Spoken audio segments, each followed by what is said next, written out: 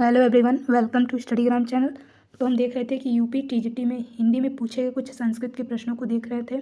तो जो ये आज का क्वेश्चन पेपर होगा, हम 2004 के, 2003, 2002 और 2001 में जितने भी संस्कृत के प्रश्न पूछे गए हैं तो उन सभी श्रृंखलाओं को देखेंगे। तो आइए देखते हैं कितने जो है संस्कृत के प्रश्न पूछे गए। तो 2004 में देखते हैं कि हिंदी विषय में जो है 2 प्रश्न पूछे गए हैं केवल। तो ये 2 प्रश्न देखते हैं कि ध्वन्यालोक, पहला प्रश्न कि ध्वन्यालोक किस काव्य तत्व से संबंधित यह ग्रंथ है। ध्वन्यालोक के बारे में पूछा है, कौन से यह काव्य तत्व से संबंधित है। तो अलंकार, रस, नाट्य या फिर ध्वनि। तो इसका राइट ऑप्शन देखते हैं। तो इसका सही ऑप्शन जो है ऑप्शन डी है, यानी कि ध्वनि से यह संबंधित ग्रंथ है। और ये जो ध्वन्यालोक काव्य तत्व है, लिखने वाले कौन है, यानी कि ये ग्रंथ किसका है, तो आनंद वर्धन जी का है। अगला प्रश्न देखते हैं कि कमल नयन में कौन सा समास है। समास पूछ रहा है, तो ये बहुत सरल प्रश्न है कि कमल नयन में पूछा कौन सा समास है। तो कमल मतलब विशेषण विशेषण, यानी कमल रूपी जो नयन है, तो इसमें कमल रूपी नयन यानी कि यह तो कर्मधारय हो सकता है, किंतु इस ऑप्शन में देख रहे हैं यहाँ पर कर्मधारय समास नहीं है। तो कर्मधारय समास नहीं, तो ये तत्पुरुष भी नहीं होगा और द्विगु भी यहाँ पर कोई संख्या वाली बात नहीं हो रही है और द्वंद्व भी नहीं होगा। तो इसमें इसका सही ऑप्शन हम लगा सकते हैं, तो ऑप्शन सी होगा, यानी कि यह बहुव्रीहि समास है। यानी कमल रूपी जो नयन है होता तो वैसे कर्मधारय, लेकिन इस ऑप्शन में कर्मधारय नहीं है, तो ऑप्शन सी यानी बहुव्रीहि इसका राइट ऑप्शन होगा। अगला प्रश्न देखते हैं।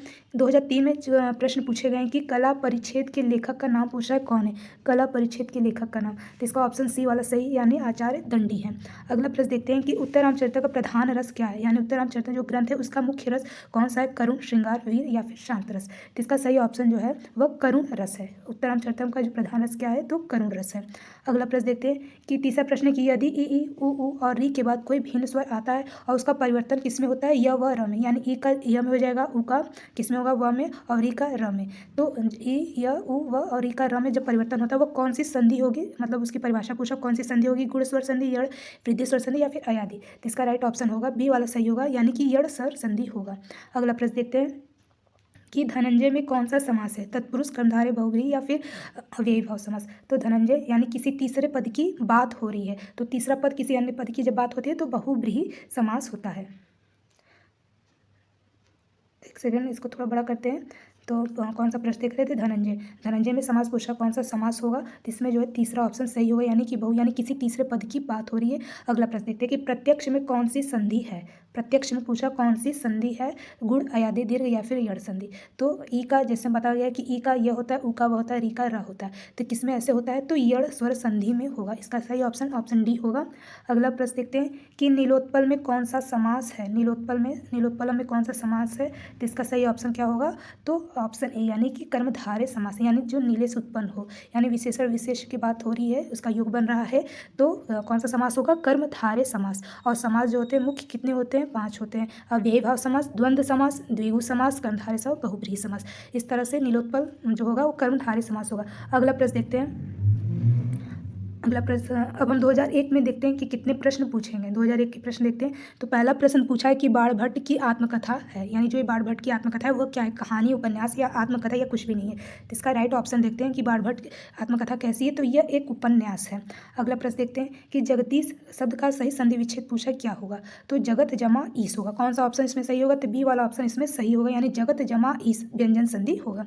अगला प्रश्न देखते हैं कि कालिदास की रचना ये रघुवंश है, यह किस प्रकार का काव्य खंड है, कि मुक्त काव्य, गीति है कि फिर महाकाव्य है। इसका राइट ऑप्शन देखते हैं, तीसरे वाला क्या होगा, तो कालिदास की जो रचना है रघुवंशम, ये एक महाकाव्य है। अगला प्रश्न देखते हैं कि वाक्य रसात्मकम काव्यम, ये परिभाषा की प्रस्तोता कौन, यानी परिभाषा किसने दी। वाक्य रसात्मक काव्य में बहुत ही प्रसिद्ध है काव्य, तो किसका है ये परिभाषा, तो ये जो है आचार्य विश्वनाथ जी का। ऑप्शन डी इसका सही ऑप्शन है, राइट है।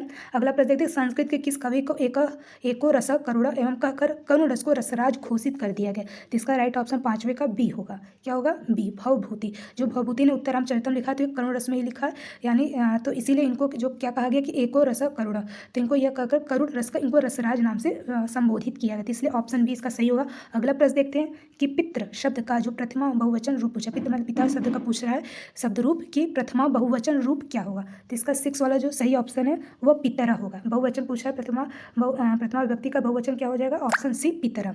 अगला प्रश्न देखते हैं कि नीलोत्पल पूछा है, नीलोत्पलम शब्द में क्या समास है। अभी हम पीछे देखें तो नीलोत्पलम में कौन सा शब्द समास होगा, तो कर्मधारय समास। नीले से उत्पन्न यानी कि कर्मधारय विशेषण विशेष योग की बात हो रही है, तो इसलिए ऑप्शन सी इसका सही होगा। तो चलिए आज हमने जो है 2004, 3, 2 और 2001 के महत्वपूर्ण प्रश्नों को देखा जो हिंदी विषय में संस्कृत के प्रश्न पूछे जा रहे थे।